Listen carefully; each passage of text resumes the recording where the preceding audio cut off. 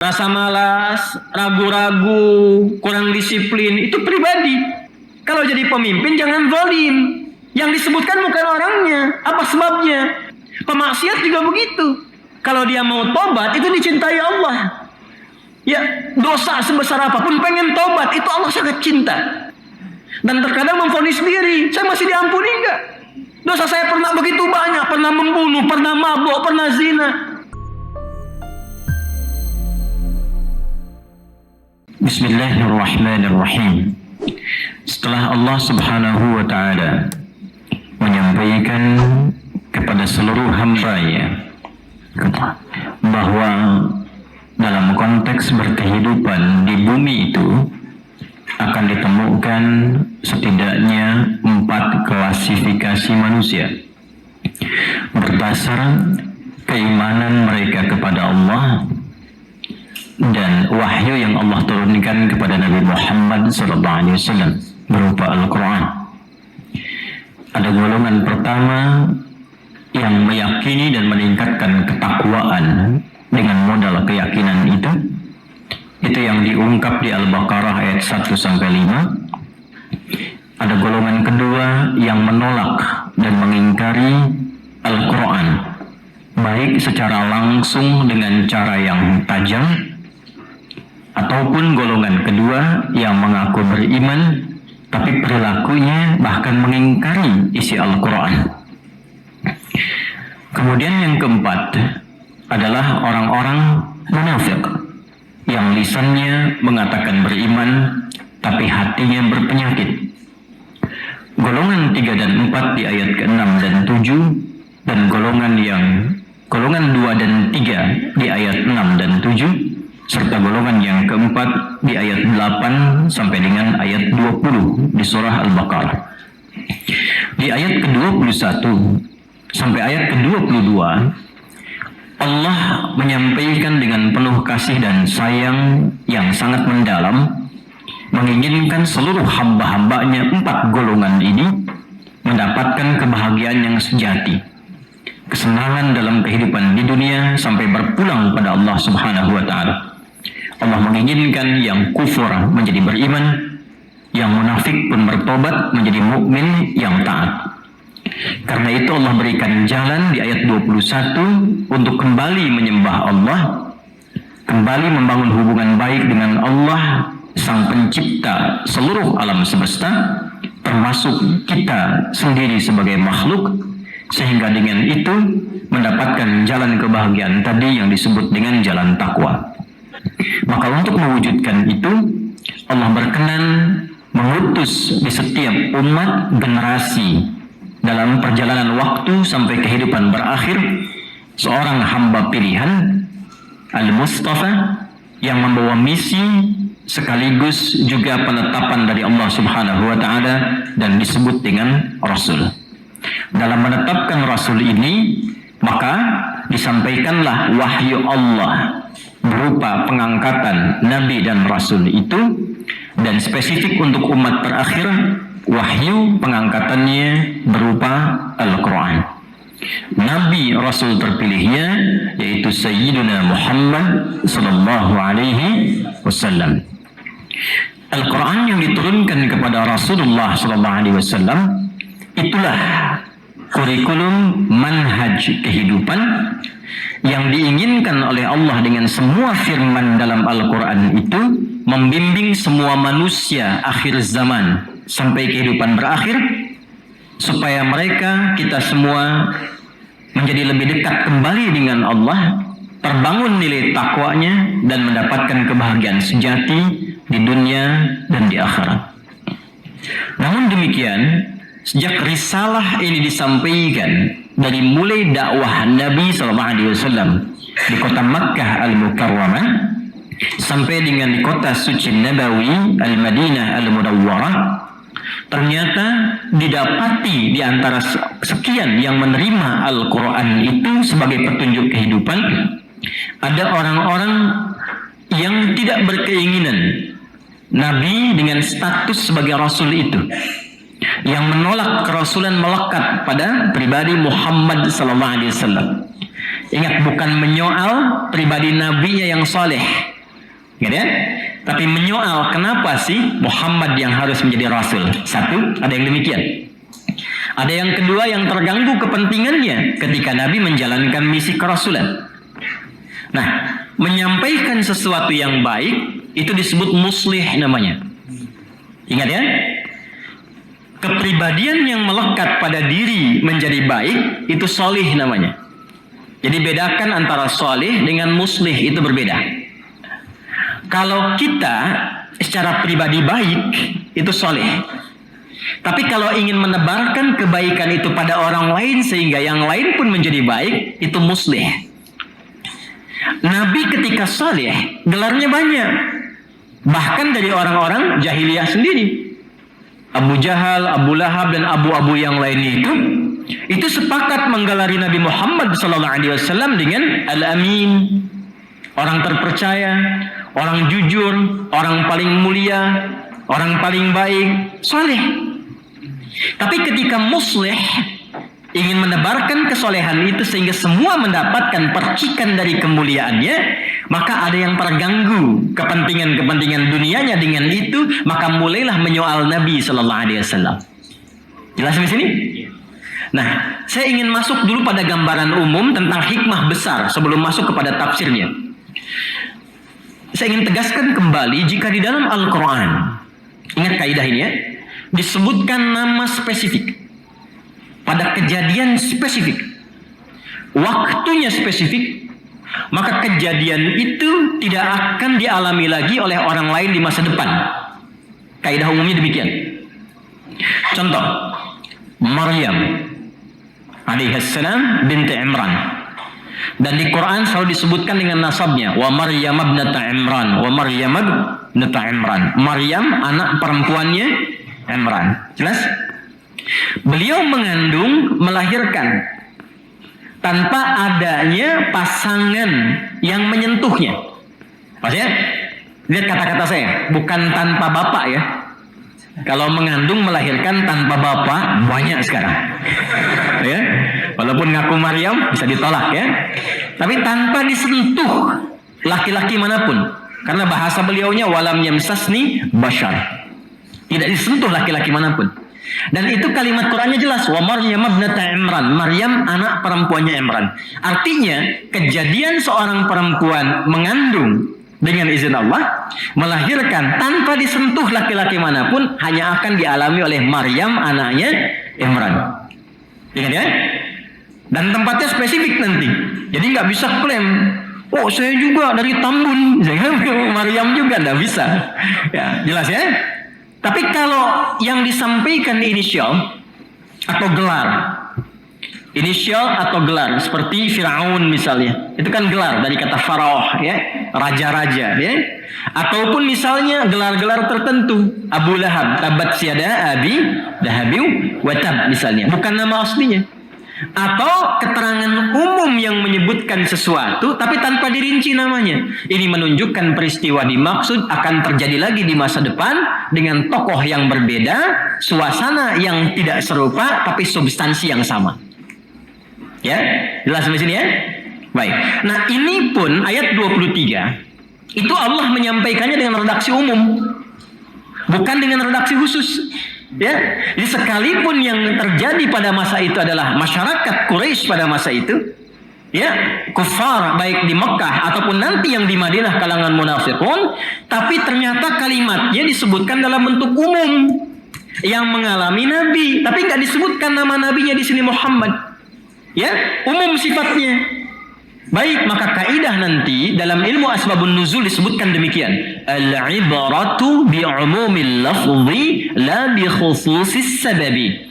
Maka hikmah yang akan didapatkan, bahkan hukum, akan dilihat dari keumuman lafaz ayatnya, bukan karena sebab kejadiannya.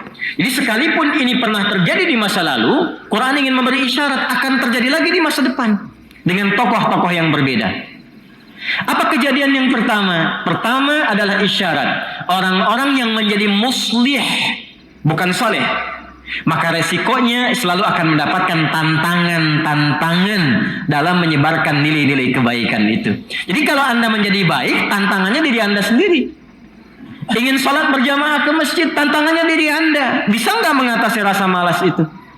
Ingin ngaji Quran, bukan Qurannya yang susah, Andanya yang hese. Ya kan? Hese kan kalau ditafsir jadi HS juga ya. Jadi manusianya yang susah, bukan Qurannya. Buktinya yang anak kecil bisa hafal Quran. Yang kata orang nggak bisa melihat, kata saya Allah tutup pandangannya dari maksiat, bisa menghafal Quran. Yang tua nggak ada ketuaan, hafal Quran. Yang muda nggak ada kemudaan, hafal Quran. Ya, yang dihafalkan sama, tebalnya sama, juznya sama, jumlah suratnya sama. Jelas sampai sini? Baik ya. Jadi ini gambarannya gitu ya. Nah, jadi kalau kita ingin menjadi saleh, problem pertamanya harus mampu mengentaskan kendala secara internal dalam diri kita. Rasa malas, ragu-ragu, kurang disiplin, itu pribadi. Tapi kalau kita ingin menjadi muslih, ngajak orang lain dekat dengan Al-Quran. Apalagi levelnya semakin tinggi.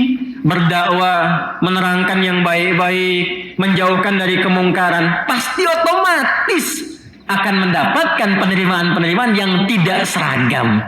Minimal akan ada yang menentang. Itu sudah fitrah.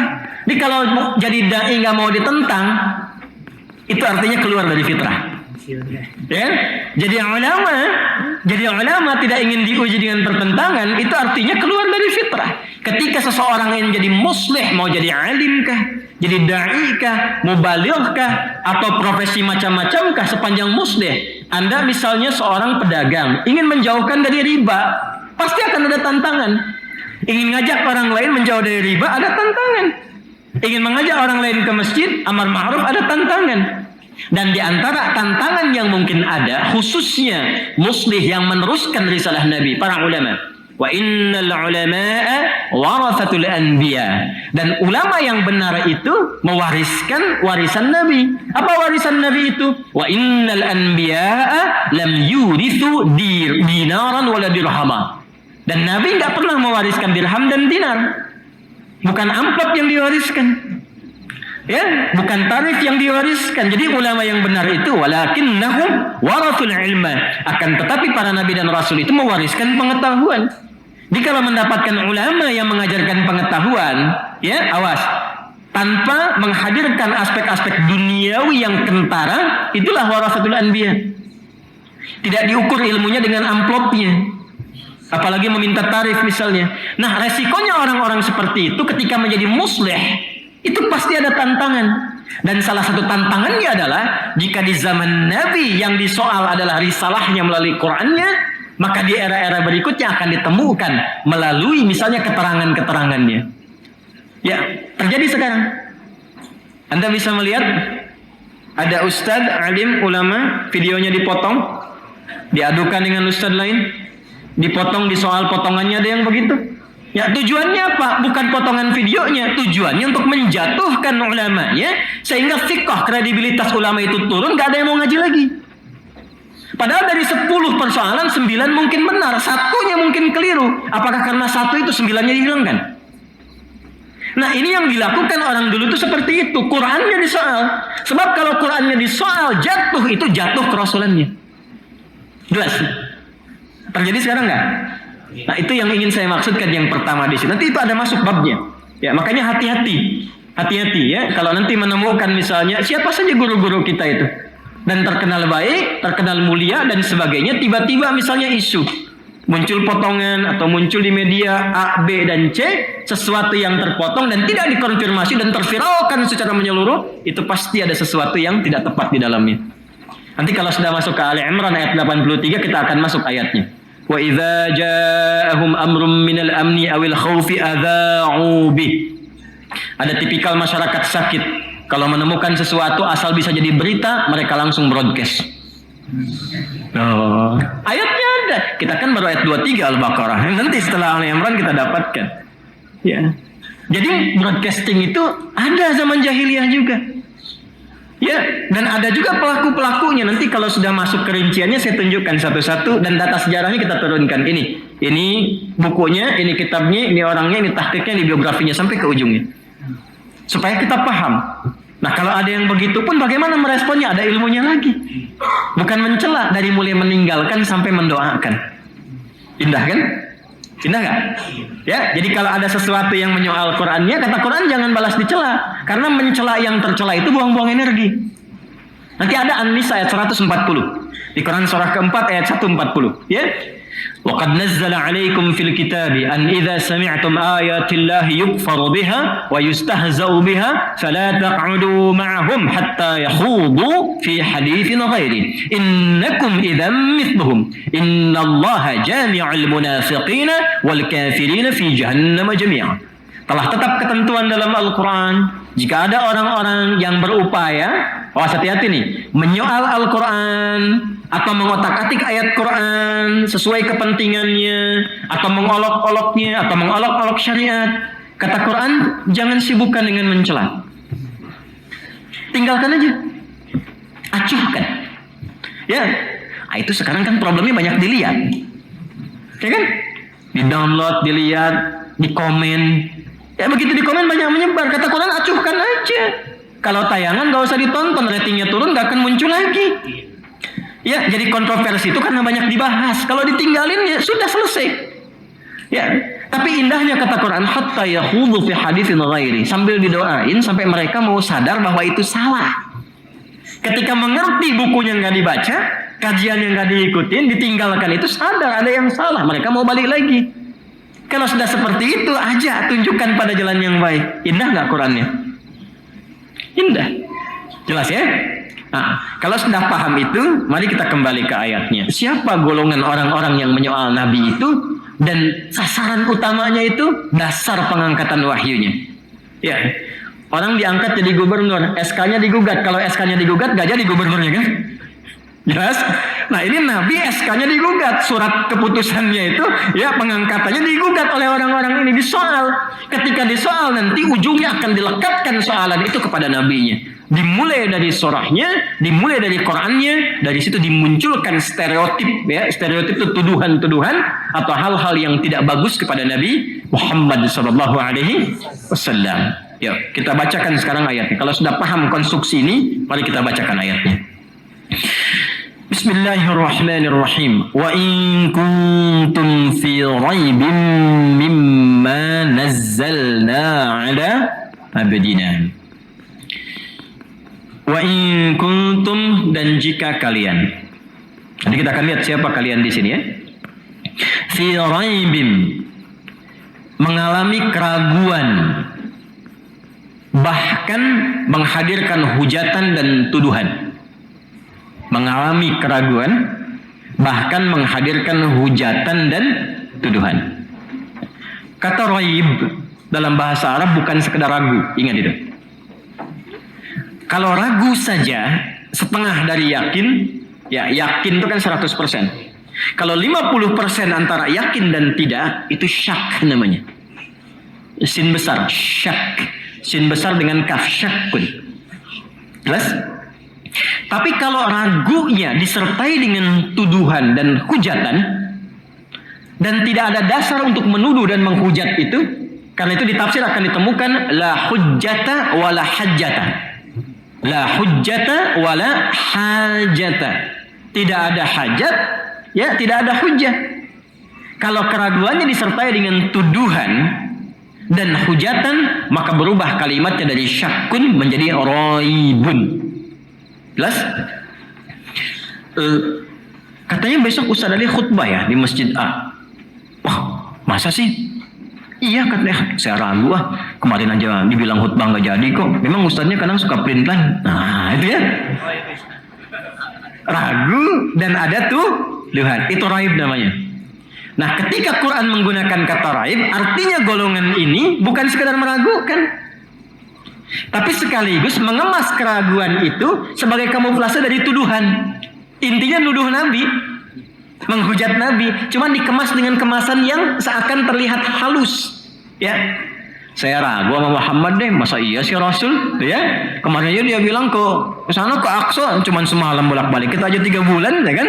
Kayaknya emang lagi pusing tuh Muhammad ya. Iya, kayaknya kena pengaruh jin kan? Nah, itu bahasa-bahasa mereka yang diabadikan di Quran. Ya, nanti belakangan itu nuduh Qurannya, nuduh orangnya. Kayaknya udah berubah jadi penyair nih. Perasaan dulu nggak pernah nyair Muhammad tuh. Iya dukun kali kan itu. Ada begitunya, makanya nanti turun ayat Quran, wa ma huwa biqauli syair qalilan ma yu'minun. Ya, wala biqauli kahin. Muhammad itu bukan dukun, Muhammad bukan penyair, Muhammad bukan tukang sihir. Nanti itu karena ada tuduhan-tuduhan yang di awalnya nggak mempan, muncullah kemudian bahasa-bahasa kasar yang keluar. Baik, dan jika kalian berada dalam keraguan yang disertai tuduhan dan hujatan, mimma nazzalna ala abdina, terhadap segala wahyu, maksudnya Al-Quran, yang dengan keagunganku, saya selalu menerjemahkan kata panjang itu, saya artikan dengan arti balaghahnya, menunjukkan keagungan. Nah, itu dalam bahasa Arab singkatan dari nahnu. Kalau digunakan kepada subjek menyampaikan sesuatu dengan nahnu, itu artinya dua, ta'zimun nafsi wa ta'zimu sya'ni. Menghadirkan keagungan subjek, zat, untuk menunjukkan keagungan informasi yang disampaikan. Jadi kalau dalam bahasa bebasnya begini, dengan keagunganku ya, kata Allah itu, aku yang sudah turunkan Al-Quran, Qurannya agung, firmanku. Saking menunjukkan keagungan Quran, Allah membawa keagungan zatnya. Mimma nazzalna, dari apa yang telah kami turunkan dengan keagunganku, kata Allah, ya, ala abdina, kepada satu di antara hamba kami, yaitu Muhammad sallallahu alaihi wasallam. Teruskan, fa'tu bisuratim min mithli. Maka saya bacakan umum dulu ya, yang objektif kata Quran. Kalau nuduh itu harus punya alasan, nuduh itu harus punya argumentasi. Jangan nggak punya argumentasi, nggak punya alasan, nuduh begitu saja. Alasannya apa dituduh begitu, kata Quran. Sekarang balik bicara oleh Allah tuh objektif aja. Kalau memang merasa Al-Quran ini buatan Muhammad sallallahu alaihi wasallam, rekayasa Muhammad sallallahu alaihi wasallam, bahasa bebasnya begini, nanti kita akan lihat tafsirnya. Muhammad kan sama seperti kalian, manusia juga, makan juga, bicaranya bahasa Arab seperti kalian, ya? Kalau Muhammad bisa bikin ini, kalian pun pasti seharusnya bisa bikin ini yang semisal Quran. Maka kalau mau objektif kata Allah, engkau nuduh Quran rekayasa Muhammad, maka secara logika engkau pun pasti bisa membuatnya. Dari 114 surat itu yang ada, Allah hanya meminta, datangkan coba satu surah aja yang semisal Al-Quran. Jika memang Muhammad merekayasa, Muhammad berbahasa Arab, kalian berbahasa Arab, kalian yang ahli sastra, kalian yang hebat bikin puisi, kalian yang mengikrarkan diri yang paling tangguh, ya, bahkan dalam puisi qasidah, syair dan qasidah. Kalau Muhammad dikatakan adalah Qur'annya adalah syair, maka kalian pun pasti bisa membuat yang semisal itu. In kuntum shadiqin, jika kalian memang yakin merasa benar dengan tuduhan itu. Sebentar, kita bahasa umum dulu ya, pelan-pelan. Quran ingin mengajarkan kepada kita, nggak boleh sembarangan menuduh. Sekalipun ada yang jelas-jelas salah pun, ya, kalau ingin mengoreksi, mesti punya argumentasi yang benar. Dan tujuannya bukan ingin merendahkan orang lain. Pernah menemukan orang lain salah? Halo? Anak pernah salah nggak? Pasangan hidup pernah salah nggak? Orang tua pernah salah nggak? Baik, pertanyaan saya, ketika Anda melihat orang di sekitaran kita salah, maaf, Anda kalau ingin meluruskan itu, meluruskan kesalahannya atau menjatuhkan orangnya? Masa? Bener. Kalau mau meluruskan kesalahannya, kenapa harus memaki-maki? Kenapa harus mencela? Kenapa harus menyoal ciri-ciri fisiknya? Kenapa harus menyebutkan sesuatu yang tidak ada kaitan dengan persoalannya? Quran itu objektif. Kalau ada orang lain salah, Anda pun belum tentu benar sempurna. Ada orang salah, Anda pun belum tentu sempurna. Jadi kalau ingin meluruskan kesalahan, jangan menyoal orangnya. Kenal Firaun? Oh iya, bilang kenal. Itu kan manusia paling zalim di muka bumi. Tapi sezalim-zalimnya Firaun, pernah nggak disebut nama aslinya di Quran? Tidak.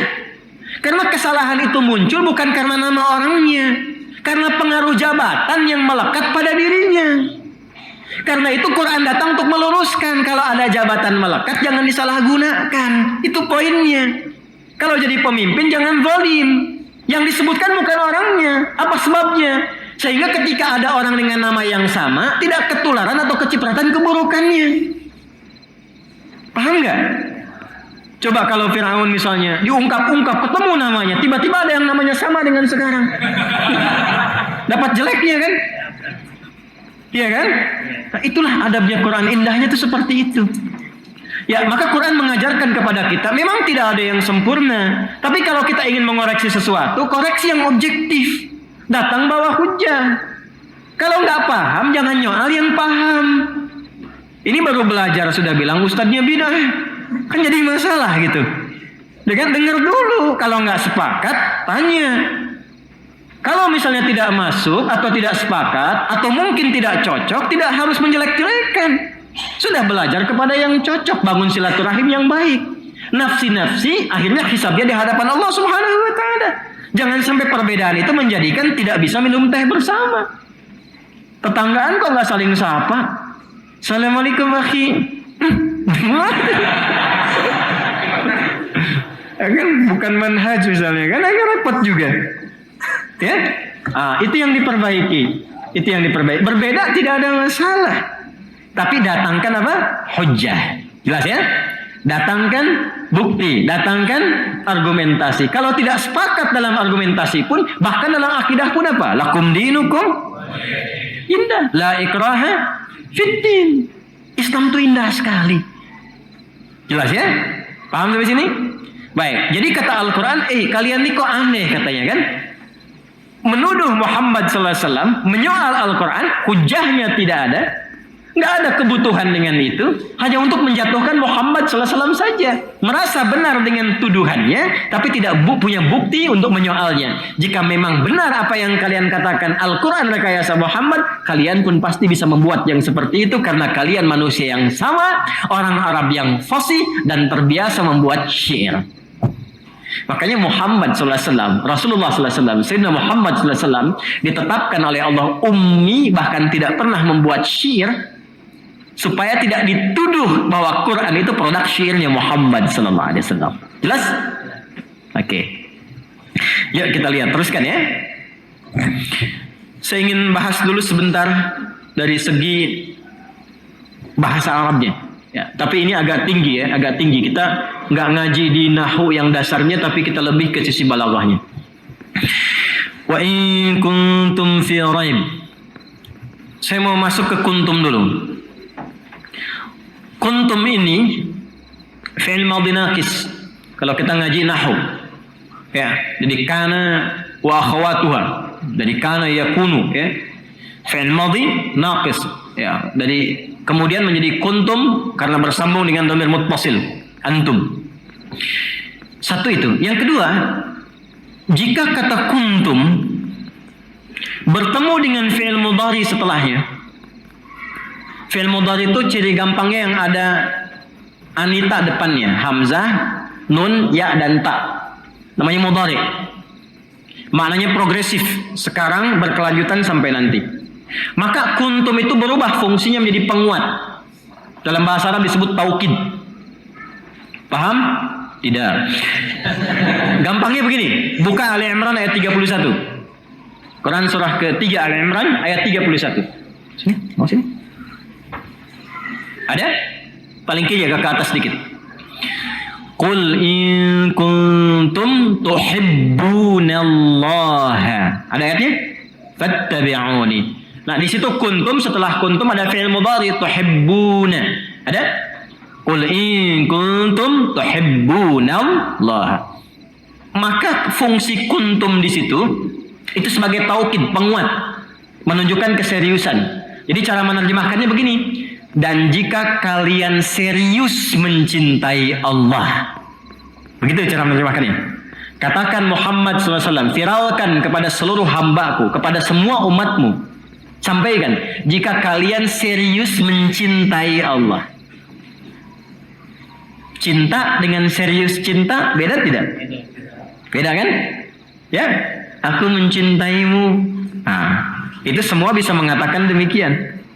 Tapi ketika ada seorang mengatakan, aku mencintaimu, besok aku datang ke rumahmu untuk melamarmu, misalnya. Itu serius namanya. Jelas? Halo? Paham ya? Baik, maka ketika menunjukkan kesungguhan, keseriusan, kata kerjanya itu bisa diawali dengan kata kuntum. Jelas? Tapi kalau dia berdiri sendiri dan setelahnya nggak ada kata kerja, langsung keterangan seperti ayat ini. Wa in kuntum fi raib. Maka kata kuntum di sini menunjukkan kepada satu kalangan. Awas, hati-hati. Saya ulang. Maka kata kuntum di sini menunjukkan pada satu kalangan yang mengalami satu keadaan, yang keadaan yang dialaminya pun tidak yakin dengan apa yang dia lakukan itu. Makanya pakai fi'il madhi nakis itu kurang. Sebenarnya mereka pun nggak yakin nuduh Nabi itu karena tahu Nabi itu orang baik. Cuman karena ada kepentingan yang lain yang mereka takut itu hilang, maka mereka memaksa dirinya untuk menuduh Nabi. Jelas ya? Itu cuma 2 kalimat tuh, wa in kuntum. Wa in kuntum fi raib. Ya, kata Allah, jika kalian memang mengalami keraguan, dan sebetulnya itu kalian tuh nggak ragu dengan Muhammad SAW. Kalian tahu Muhammad SAW itu orang baik, orang jujur, terpercaya, orangnya soleh. Cuman karena kalian punya kepentingan yang takut kepentingan itu hilang karena risalahnya Sayyidina Muhammad SAW, kalian tega menjatuhkan dan nuduh Nabi Muhammad SAW. Jelas. Makanya Allah langsung menghilangkan kata Rasulnya, menghilangkan kata Nabinya, mengganti dengan lafaz yang menunjukkan kasih dan sayangnya. Allah itu kalau sudah menyayangi seorang hamba, maka menghilangkan semua kata dan menghadirkan hanya satu kata saja, yaitu abdun. Abdun itu lafaz paling tinggi dalam Al-Quran untuk menunjukkan kasih sayang Allah kepada hamba. Makanya Nabi Muhammad SAW ketika diundang dalam peristiwa Isra dan Mi'raj, itu undangannya bukan ditujukan kepada kalimat Rasul, bukan Nabi, tapi abdun. Subhanalladzi asra bi abdi. Dan semua Nabi juga begitu. Ni'mal abdu innahu awwab. Nabi-nabi yang lain ketika dipuji pakai bahasa hamba. Jadi kalau sudah menggunakan kata abdun, artinya seorang manusia itu sangat dekat dengan Allah dan dia mendapatkan tingkat yang tinggi dari kasih sayang Allah Subhanahu wa taala. Jamaknya disebut dengan ibad. Makanya ketika mendapatkan predikat ibad disandingkan dengan sifat sayang yang banyak, namanya Rahman. Maka muncullah kalimat ibadur Rahman, wa ibadur Rahmanil ladzina yamshuna 'alal ardi hauna wa idza khatabahumul jahiluna qalu salama. Pemaksiat juga begitu. Kalau dia mau tobat, itu dicintai Allah. Ya, dosa sebesar apapun pengen tobat, itu Allah sangat cinta. Allah tuh sangat mencintai orang-orang yang tobat. Innallaha yuhibbut tawwabin. Allah sangat cinta dengan orang tobat. Makanya ketika ada hamba yang tobat, dipanggilnya dengan ibad. Dengan ibad, sebesar apapun doanya, sebesar apapun dosanya. Pernah ada seorang pembunuh yang sangat luar biasa, yang bunuh paman Nabi itu Hamzah radhiyallahu taala anhu, kan Wahsy itu dengan tombaknya itu. Ketika tobat dan masuk Islam dan merasa diri mungkin gak dapat rahmat Allah, mungkin gak diampuni, yang saya tombak itu paman Nabi dulu, tapi saya pengen dapat hidayah Allah, mungkin gak Allah rahmati saya. Turun ayat langsung, Quran surah 39 itu, ayat 53. Qul, katakan Muhammad sallallahu alaihi wasallam, ya ibadi, qul ya ibadiyalladzina asrafu ala anfusihim la taqnatu min rahmatillah. Yang kejadian Wahsy, tapi ayatnya bentuk jamak. Tadi saya katakan al-ibratu bi umumil lafzi la bi khususis sababi. Kalau ada ayat yang sifatnya begitu, maka Allah sudah mengetahui ke depan pun pasti ada orang-orang yang banyak dosanya. Dan terkadang memvonis diri, saya masih diampuni enggak? Dosa saya pernah begitu banyak, pernah membunuh, pernah mabuk, pernah zina. Allah masih rahmati saya enggak? Turun ayat ini. Seakan Allah ingin katakan begini, katakan pada Wahsy sekarang dan orang-orang setelahnya, siapapun yang merasa banyak dosa dan berlumur, dia ingin tobat, dia adalah hambaku yang aku sayangi. Hambaku sayang, jangan pernah putus asa dari rahmat Allah Subhanahu wa taala. La taqnatu min rahmatillah. Belum selesai ayatnya. Innallaha yaghfirudz dzunuba jami'an. Dosa apa yang kau perbuat? Semua dosa sepanjang kau tobat nasuha, aku ampuninya. Allah tabaraka rahman. Makanya kalimat bismillahirrahmanirrahim itu penting. Nanti kalau kita bahas masuk ke rahasianya, kita bahas itu. Bismillahirrahmanirrahim itu salah satu faidahnya, fadilahnya, ya selain menghadirkan keberkahan, meniatkan ibadah, itu menjaga kita dari perbuatan maksiat.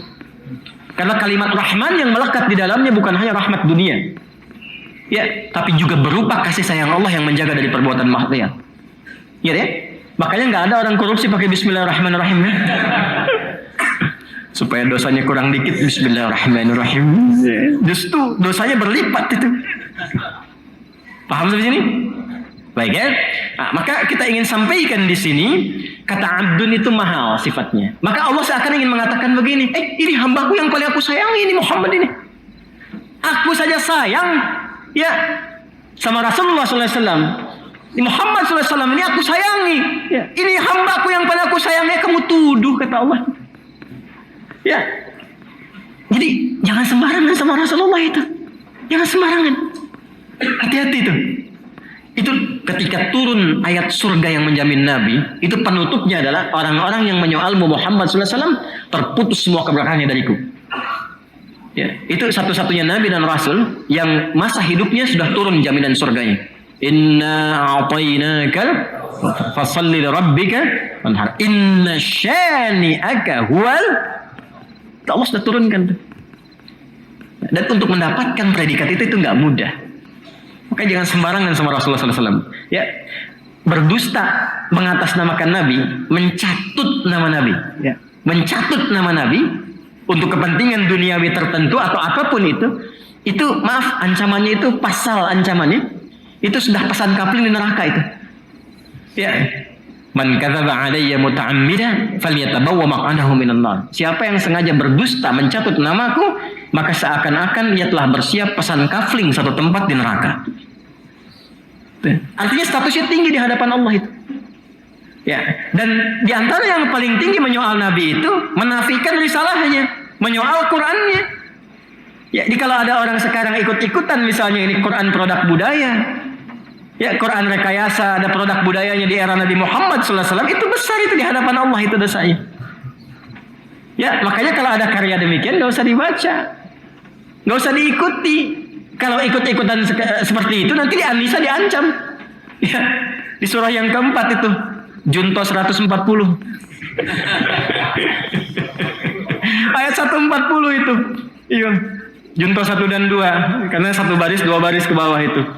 Ya, baris yang keduanya, innakum idzam mithluhum innallaha jami'ul munafiqina wal kafirina fi jahannam jami'a. Kata Allah, kalau diikuti lama-lama kalian perilakunya seperti itu. Nanti lama-lama anti Quran juga. Lama-lama anti hadis, lama-lama anti Nabi, lama-lama maaf. Ya, tidak ada kesan terhadap Nabi. Kalau sudah seperti itu, kata Allah, saya satukan dengan orang-orang kafir, orang-orang munafik di kerak neraka. Nerakanya jahanam lagi. Ya, ini persoalan iman ya. Ini persoalan apa? Iman. Jelas sampai sini? Teruskan. Baik, jadi ini kalimatnya tuh dalam sekali. Allah ingin mengatakan sebetulnya orang-orang ini meyakini Muhammad SAW orang yang benar, tapi karena kepentingan dunia tertentu, tega kemudian menjatuhkan, menuduh, bahkan nanti berupaya untuk menghilangkan nyawa Nabi Muhammad SAW.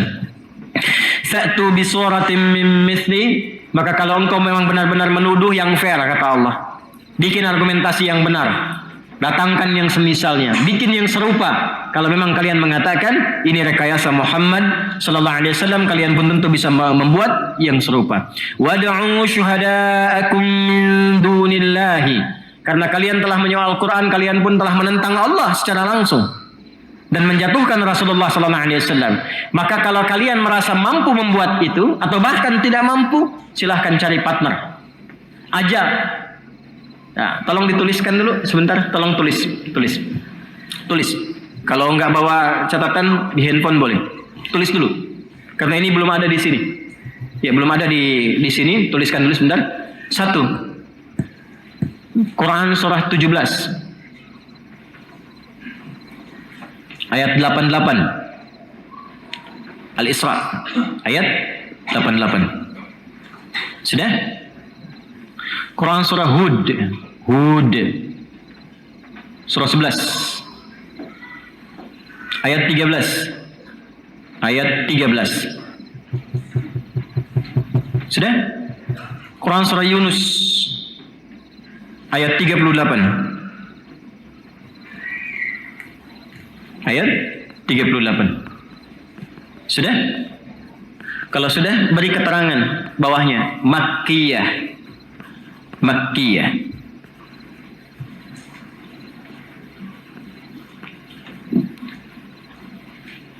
Dah, simpan dulu. Nanti saya terangkan kemudian. Maka jika kalian memang tega menuduh Muhammad sallallahu alaihi wasallam bahwa Quran itu rekayasa beliau, Quran itu buatan beliau, maka kalian pun tentu bisa membuat yang seperti itu. Maka silahkan kalian ajak partner-partner kalian. Ya, bahkan wad'u syuhadaakum ditafsirkan nanti ya oleh As-Suddi, salah satu mufassir rahimahullah, beliau mengatakan wad'u alihatakum. Kalau perlu ajak yang dipertuhankan oleh kalian. Tuhan-tuhan kalian tuh yang kalian anggap Tuhan, ajak. Suruh bikin seperti Quran kalau kalian nggak mampu. Ya. Nah, kata Ibnu Abbas radhiyallahu taala anhuma dalam tafsirnya nanti ketika mengatakan wad'u syuhadaakum ay a'wanakum, siapapun yang kalian anggap bisa membantu kalian membuat seperti Al-Quran. Ya, dari maknanya, bukan cuma lafadznya, maknanya, isinya, bayannya, keterangannya, i'jaznya, ya, silahkan. Ajak, kalau perlu para jin yang kalian biasa akses itu. Orang jahiliyah sudah akses jin. Sudah ada. Ya, bahkan nanti kalau Anda belajar Adabul Arabi, ya, sastra Arab, itu para penyair jahiliyah itu punya jin khusus. Kadang mereka itu kalau sudah ini ya, kalau sudah profesional. Ya, kalau amatiran tuh masih biasa. Tapi kalau udah profesional itu biasa datang ke lembah-lembah nyari jinnya dulu. Ya, makanya nanti terkenal dalam Al-Adabul Arabi, Al-Adabul Jahili, mereka suka jalan-jalan ke lembah-lembah itu untuk menemukan syayatin insi wal jin. Jadi mendapatkan istilahnya syayatin yang membisikkan ya kepada mereka, mengilhamkan kepada mereka tentang lirik-lirik syair-syair yang bisa mereka susun. Ya, makanya nanti ada sebagian di antara mereka yang disoal di Quran surah ke-26 ayat 224. Ya, wasyu'ara'u yattabi'uhumul ghawun alam tara annahum fi kulli wadi yahimun. Nanti ya kalau sudah sampai, kita kan masih di Al-Baqarah ya. Dah, pelan-pelan. Sudah? Nah, karena itu nanti di Quran surah 17 Al-Isra yang Anda tulis tadi, ayat 88 itu didetailkan oleh Allah. Kalau kamu nggak mampu, udah nuduh nggak mampu lagi gitu. Ya, panggil jin kalian sekalian. Makanya nanti di ayatnya berbunyi qul la in ijtama'atil insu wal jinnu ala an ya'tu bimithli hadzal qur'ani. Teruskan. Hah? La ya'tuna bimithli walau kana ba'dhum li ba'din dhahira. Kata Allah, kalaupun kalian panggil jin-jin kalian itu, lalu kalian bersatu bersekutu untuk membuat seperti Al-Qur'an itu, ya, dan saling menopang, gak akan mampu kalian bikin. Karena itu bukan makhluk, bukan bikinan. Ini salah satu ayat yang menegaskan bahwa Al-Quran bukan makhluk. Al-Quran firman Allah subhanahu wa ta'ala. Jelas ya? Al-Quran bukan makhluk. So kalau makhluk bisa dibuat. Jelas ya? Paham di sini? Dan itu pun ada tahapan-tahapannya, ada tahapannya. Nanti ada di antara makhluk yang memang hanya prerogatif Allah yang menciptakan untuk menunjukkan bahwa manusia nggak bisa buat ini, hanya Allah saja. Jelas ya? Tapi Al-Quran bukan makhluk. Paham sampai sini? Oke. Yuk kita masuk teman-teman sekalian, siapa orang-orang ini? Kita baca dulu tafsirnya. Bismillahirrahmanirrahim. Qala Abu Ja'far, berkata Imam Abu Ja'far rahimahullah ta'ala, ini sanadnya dari Imam Abu Jarir At-Tabari. Ya, Ibnu Jarir At-Tabari ini yang telah saya sampaikan dulu, kan sudah saya sampaikan biografinya di awal. Ini salah satu tafsir paling klasik dan salaf statusnya. Karena beliau ini langsung nanti dari mulai mengaji Qur'annya sampai menuliskan masih di era-era abad ketiga Hijrah, 200-an Hijrah. Jadi belum jauh ke eranya para tabi'in dan mengakses sahabat Nabi sallallahu alaihi wasallam. Jelas ya? Ke era tabi'in yang mengakses sahabat Nabi sallallahu alaihi wasallam. Makanya referensi-referensi beliau ini langsung dari tabi'in, Imam Mujahid, Ikrimah, ya, dan tabi'in yang lainnya yang mereka diantaranya murid-murid sahabat Nabi sallallahu alaihi wasallam yang pakar tafsir. Seperti Atha bin Abi Rabah, ya, Imam Mujahid rahimahumullah taala.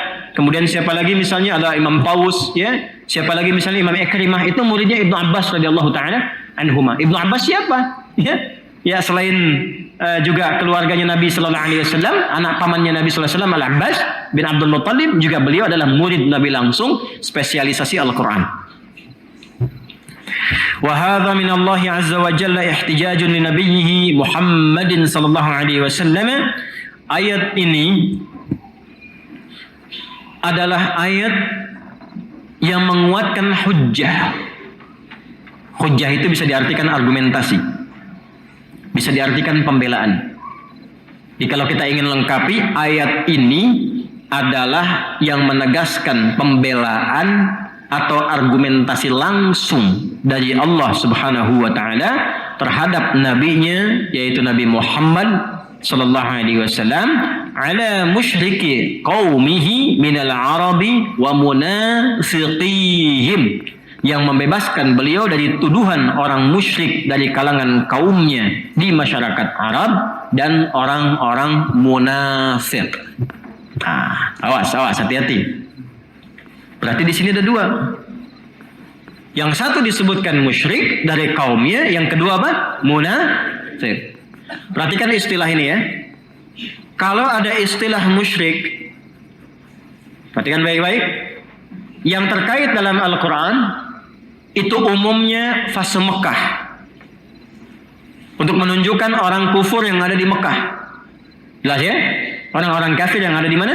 Mekah. Kalau disebutkan munafik, itu sudah pasti yang di Madinah. Yang di mana? Di Madinah. Al-Baqarah ini kan Madaniyah, turunnya di Madinah. Jadi yang ayat ke-23 ini turunnya di Madinah. Sedangkan yang Anda tulis tadi, yang Al-Isra ayat 88, Hud yang ayat 13, Yunus yang ayat 38, itu semuanya Makkiyah, turunnya di Mekah. Ya, turunnya di mana? Di Mekah. Jadi Nabi itu dituduh sejak di Mekah oleh orang-orang musyrik dan kafir yang ada di Mekah, dan dikerjai oleh orang-orang munafik yang ada di Madinah. Jelas?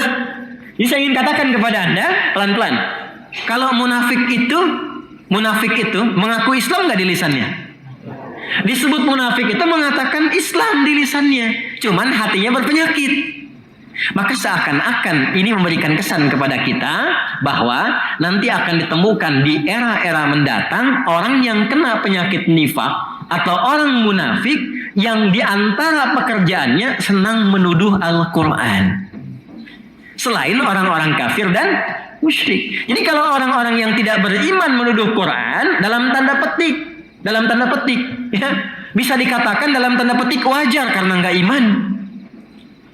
Kalau yang nggak yakin nuduh wajar tidak? Wajar ketika dia menganggap itu musuh. Jelas ya? Kalau seseorang menganggap ini ada persoalan, menganggap lawan, lalu dia menuduh lawan ke lawan, nuduh, wajar kan? Ya kan? Tapi kalau menjadikan katanya kawan, saya kawanmu, tapi nuduh, wajar tidak? Tidak.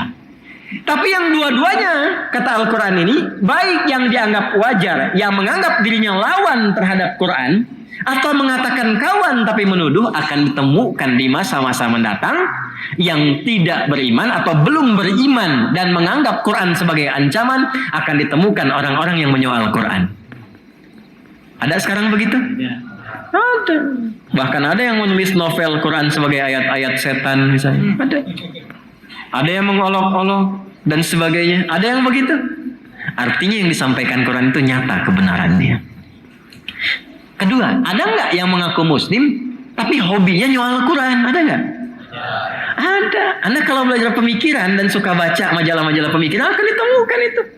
Yang golongan pertama para orientalis, karena saya belajar. Nasabnya saya tahu. Nanti pekan depan insya Allah saya tunjukkan kitabnya itu. Ada. Bahkan buka madrasah. Ada kampusnya. Ya, makanya anak-anak pesantren yang kadang dikirim ke sana pulang-pulang suka konslet. Itu udah belajar kitab fikih, kitab kuning banyak. Pulang-pulang jadi pink. Iya kan? Pulang-pulang jadi pink gitu. Itu kan anak-anak pesantren yang hafal Quran, yang kadang-kadang khatam, bagus, cara berpikirnya bagus. Kok pulang-pulang ya semua agama sama?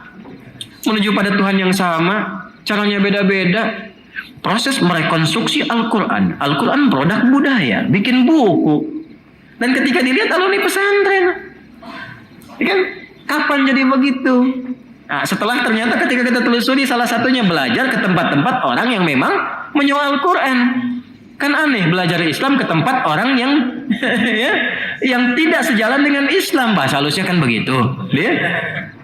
Makanya pulang konslet. Kalau konslet kan bahaya, jangan dekat-dekat, bisa kesetrum. Kalau kesetrum imannya mati iman lebih bahaya daripada mati fisik. Halo? Jelas? Paham ya? Nah, ini yang pertama. Teruskan. Wa kufaru ahlul kitab wa dhullalihum. Dan kufar ahlul kitab. Yang kedua ada golongan ahli kitab. Kalau ahli kitab itu jelas. Ya, jelas. Cuma 2 golongan yang masuk kepada misi nanti. Ya, Yahudi, Nasrani. Itu jelas. Pasti selalu akan ada dialog-dialog yang mempertentangkan Al-Quran. Ya, itu biasa. Dianggap sebagai bagian dari pemikiran. Gak apa-apa. Ya, kita terima. Justru benar kata Al-Quran. Jadi kalau nanti ada misalnya sosok-sosok di Nasrani, apakah itu misalnya yang menyoal Quran? Yang meragukan Quran, kita anggap sebagai kebenaran dari Quran. Artinya Qurannya benar. Ya kan? Tinggal kita jelaskan saja. Apa tuduhan Anda terhadap Quran? Kita jawab. Begitu aja. Ya, sederhananya kan begitu kan? Ya, katanya Quran nggak benar begini. Jawab. Ini buktinya. Ini sejarahnya. Ini nyatanya. Ini gambarannya. Jelas? Jelas. Apalagi? Gitu aja. Ya kan? Ada lagi yang Yahudi, jelas Yahudi dari dulu. Dari sebelum Nabi diturunkan itu kan sudah menyoal. Ya kan? Jadi kalau ada orang Yahudi misalnya menyoal Quran, berarti Qurannya benar. Wah, ini Quran nggak benar, gini. Betul yang Anda sampaikan. Kata Quran akan muncul orang seperti Anda. Jadi dengan Anda menuduh Quran nggak benar aja, Qurannya udah benar. Karena dulu menyampaikan ada orang seperti Anda. Paham nggak? Ini nggak usah terlalu serius kalau ada yang begitu. Jelas ya? Setelah itu apa persoalannya? Coba yang objektif, yang ilmiah apa masalahnya? Ini gini, jelaskan. Jadi kalau yang kurang jelas tinggal dijelaskan. Jangan marah-marah. Oh, dasar kafir, berarti nggak usah. Ya, nggak usah. Paham sampai sini? Jadi ingat sekali lagi, mau merendahkan orang atau membawa solusi.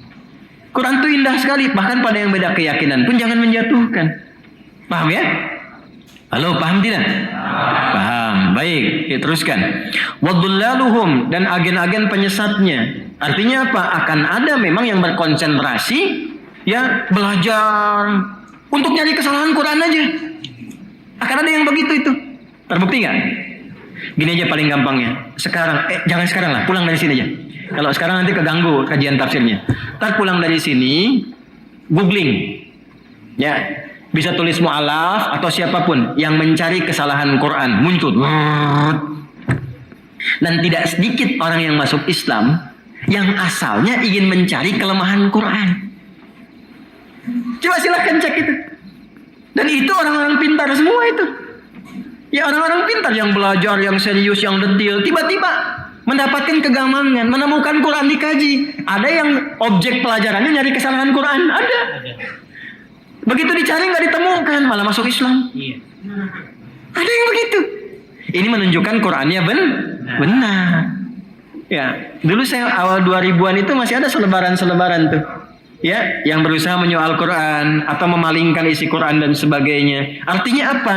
Quran sudah memberikan isyarat akan ditemukan orang-orang yang memang konsentrasi belajarnya dan profesinya ingin menyoal Al-Quran. Kita sampaikan itu buang-buang waktu.